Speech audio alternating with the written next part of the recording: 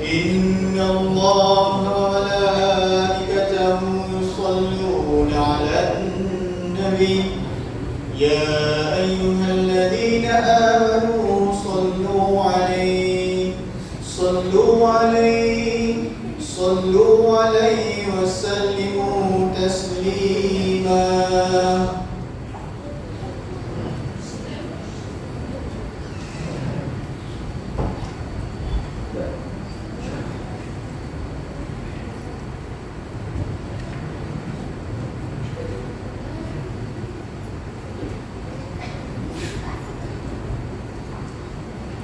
Assalamualaikum warahmatullahi wabarakatuh.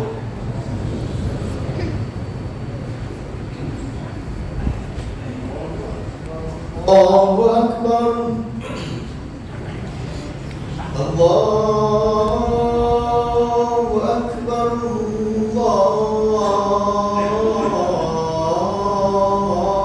Allahu Akbar. Asyhadu an la ilaha illallah.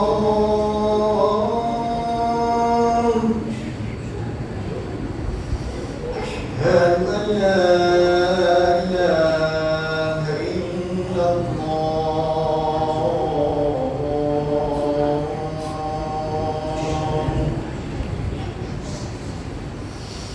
Asyhadu anna Muhammadar Rasulullah.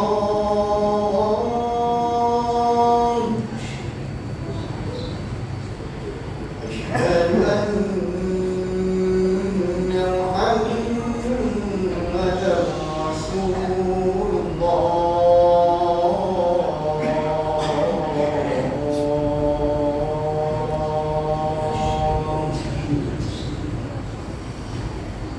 حي على الصلاة.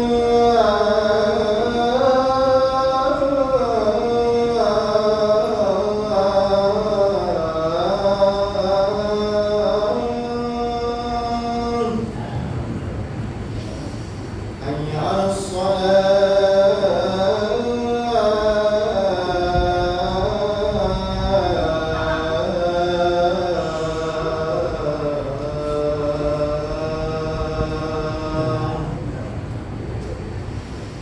حي على الفلاح.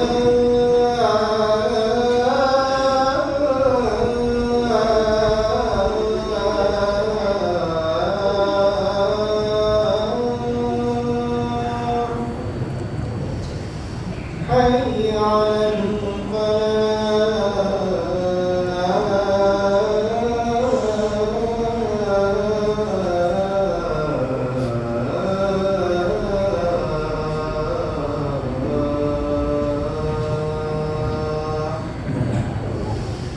الله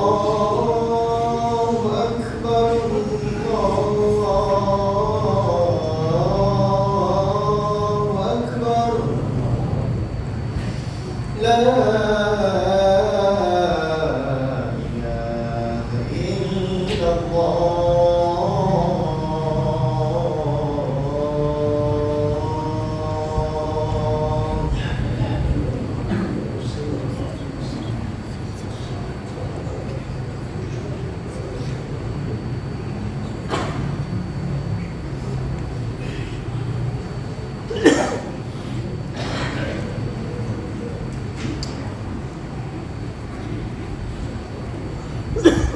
الحمد لله القائل والذين قتلوا في سبيل الله فلن يضل أعمالهم سيهديهم ويصلح بالهم ويدخلهم الجنة عرفها لهم. أشهد أن لا إله إلا الله وحده لا شريك له وأشهد أن محمدا عبده ورسوله.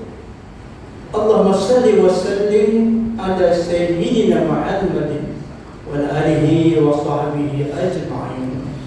أما بعد فيا أيها المسلمون اتقوا الله. أوصيكم وإياي بتقوى الله فقد فاز المتقون. Qala Allah Ta'ala, Ya ayyuhalladzina amanu taqullaha haqqa tuqatih wa la tamutunna illa wa antum muslimun. Muslimin yang dirahmati Allah,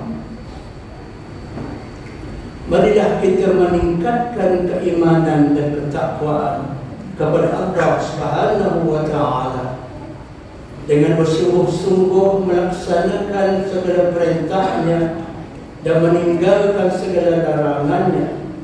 Mudah-mudahan kita akan digolongkan dalam kalangan hamba-hambanya yang beroleh kejayaan di dunia dan akhirat.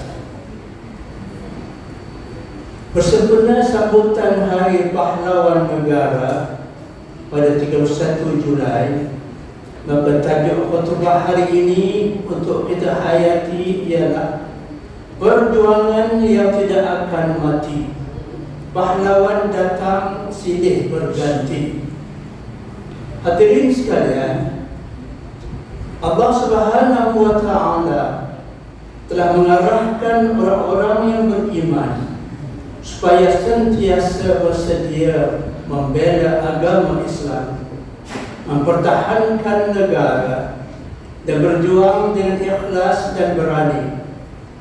Allah Subhanahu wa Ta'ala telah berfirman dalam surah At-Taubah ayat 14, A'udzu billahi minasyaitonir rajim.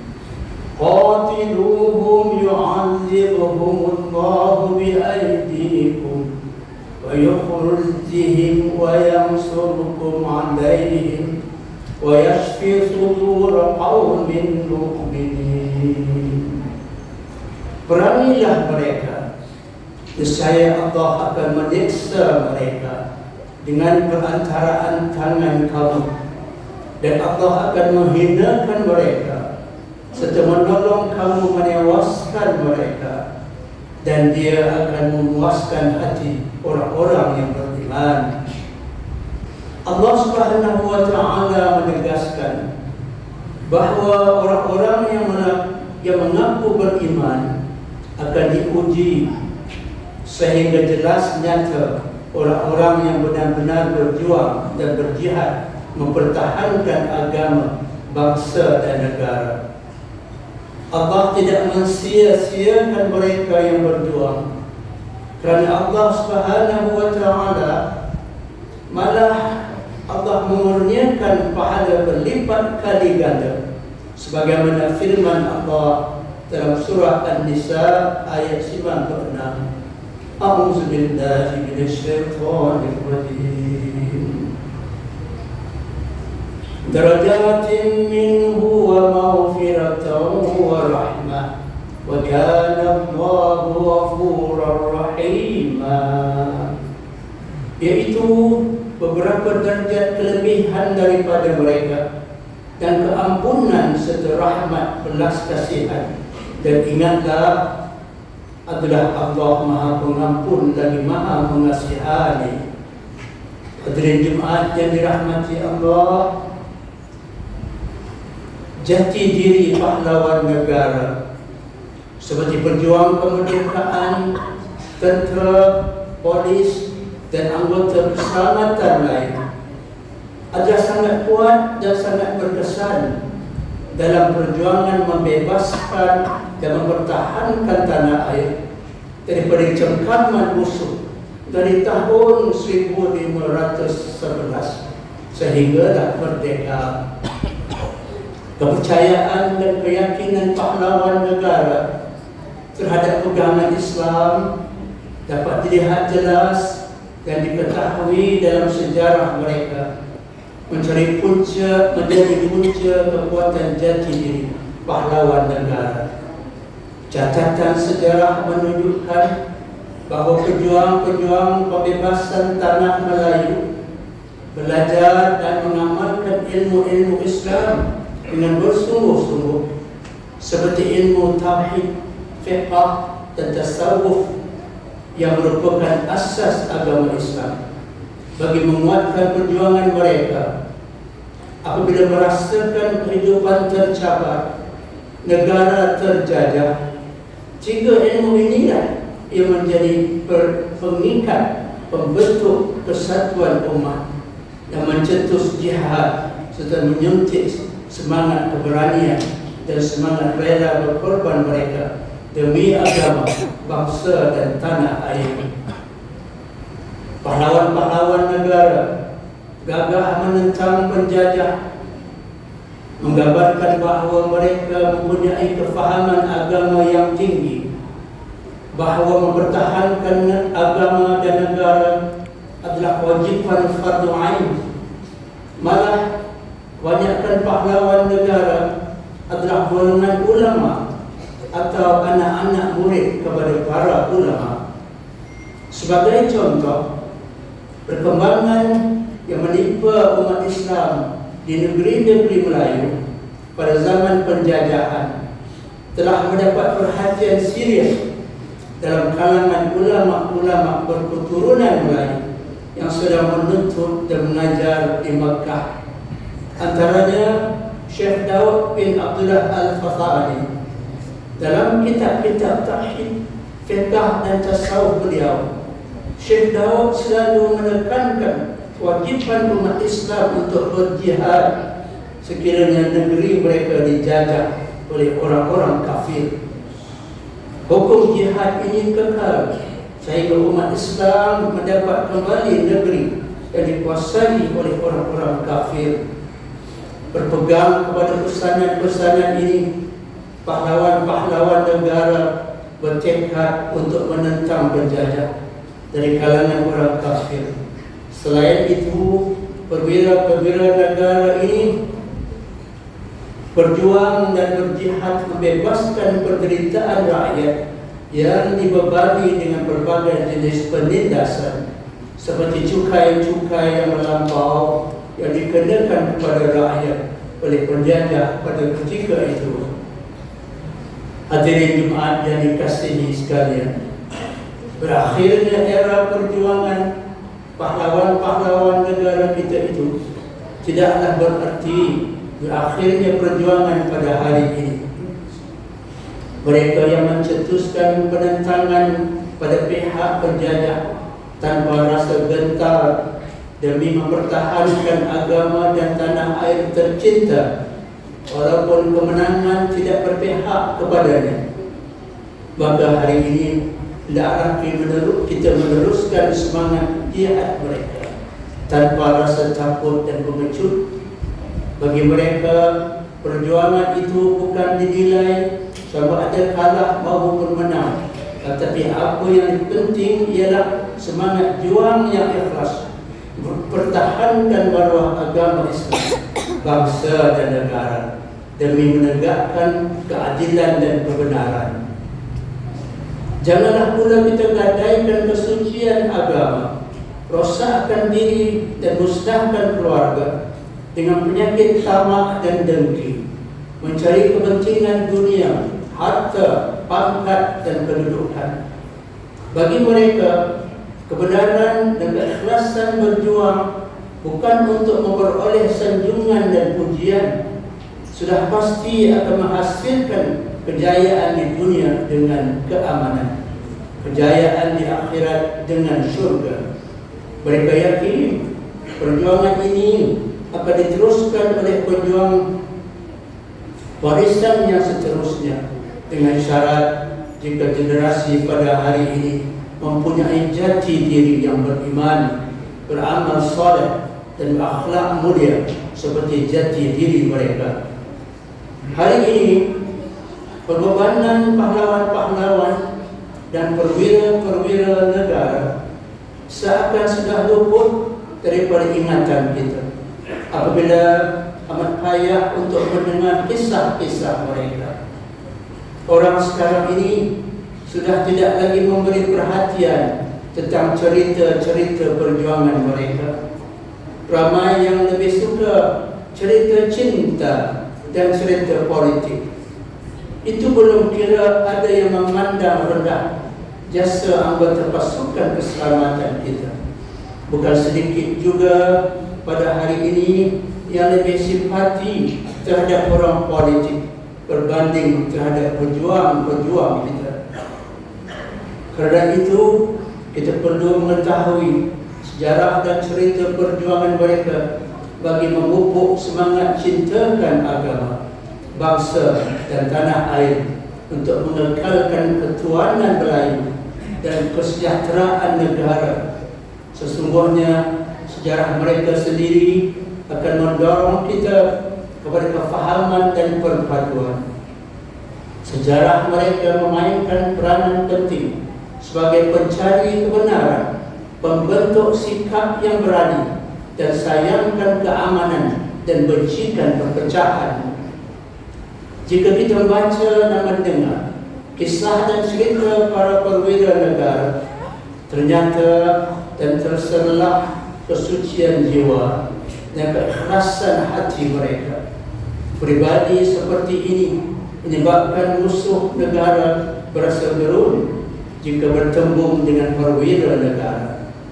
Mereka sanggup mengorbankan masa muda mereka untuk berjuang demi agama dan negara, meninggalkan keluarga, insan tersayang dan kampung halaman demi sebuah perjuangan jauh di hutan belantara yang berdurikan musuh yang tidak kenal arti kemanusiaan.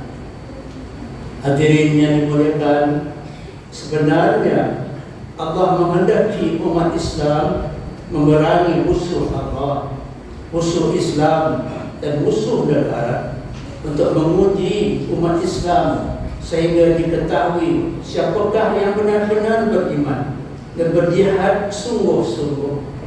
Kalau Allah berkehendak membinasakan musuh-musuhnya, nescaya dapat dibinasakannya dengan segera, dengan kudratnya, tanpa mengerahkan umat Islam memerangi mereka. Allah berfirman dalam surah Muhammad ayat 4, A'udzu billahi minasyaitonir rajim. Walau yasha'ullahu lam tasara minhum walakin liyabluwa ba'dahum bi ba'd. Apabila Allah menghendaki, nescaya Allah membinasakan mereka. Tetapi Allah hendak menguji sebahagian kamu dengan sebahagian yang lain. Semoga perjuangan pahlawan negara diterima Allah dan dihapuskan dosa, dianugerahkan pahala yang berlipat ganda. Moga sejarah perjuangan mereka dapat dihayati serta diingati oleh generasi hari ini dan akan datang. Semoga pemergian mereka meninggalkan jasa dan nama yang baik serta dapat dicontohi oleh kita semua. Semoga semangat dan keberanian perwira negara kita menjadi inspirasi kepada anak-anak muda sekarang bagi mencintai dan mempertahankan tanah air, agama Islam dan bangsa yang tercinta. Marilah kita sama-sama berdoa kepada Allah agar dicurahkan rahmat dan keampunan kepada roh pahlawan-pahlawan kita yang gugur syahid dan ikhlas dan perjuangan mereka. Ganjaran mati syahid fi sabilillah ini adalah lebih besar dan tidak dapat manusia tentukan dan hitungkan. Allah Subhanahu wa taala berfirman dalam surah Muhammad ayat 4 hingga 6 yang bermaksud, dan orang-orang yang telah berjuang serta gugur syahid pada jalan Allah mempertahankan agama, maka Allah tidak sekali-kali akan mensia-siakan amal-amal mereka. Allah akan memimpin mereka yang berjuang untuk mendapat sebaik-baik balasan dan menjadikan keadaan mereka baik dan berguna di dunia dan di akhirat, serta memasukkan mereka ke dalam syurga yang telah dijanjikan dan diterangkan sifat-sifatnya kepada mereka. Hadirin Jumaat yang dikasihi sekalian, bagi mengakhiri khutbah ini, marilah kita mengambil pengajaran seperti berikut. Pertama, umat Islam hendaklah yakin bahwa perjuangan mempertahankan kesucian Islam dan kedaulatan negara adalah suatu kewajiban yang diperintahkan oleh Allah Subhanahu wa Ta'ala kepada setiap Muslim. Kedua, umat Islam adalah mencontohi dan menghargai perjuangan dan pengorbanan pahlawan-pahlawan negara yang ikhlas menyelamat dan mempertahankan negara. Ketiga, umat Islam yang berjuang dan berjihad berjalan Allah hendaklah yakin dengan janji-janji Allah yang memberikan kemenangan di dunia, dikurniakan mati syahid dan ganjaran syurga di akhirat kelak. Keempat, umat Islam janganlah melupakan jasa-jasa pahlawan negara, bahkan sentiasalah mendoakan kebaikan untuk mereka. A'udzubillahi minasyaitonir rajim. Alladzina kafaru wa saddu 'an sabilillahi adalla a'malahum. Orang-orang yang kafir serta menghalangi dirinya dan orang lain dari jalan Allah, Allah sia-siakan segala amal mereka. Muhammad ayat 1. Barakallahu li wa lakum fil Qur'anil 'azim wa nafa'ani wa iyyakum bima fihi min al-ayati wa dhikril hakim wa taqabbal minni wa minkum tilawatahu innahu was-sami'ul 'alim. Aqulu qawli hadza واستغفر الله العظيم لي ولكم ولسائر المسلمين والمسلمات فاستغفروه إنه هو الغفور الرحيم.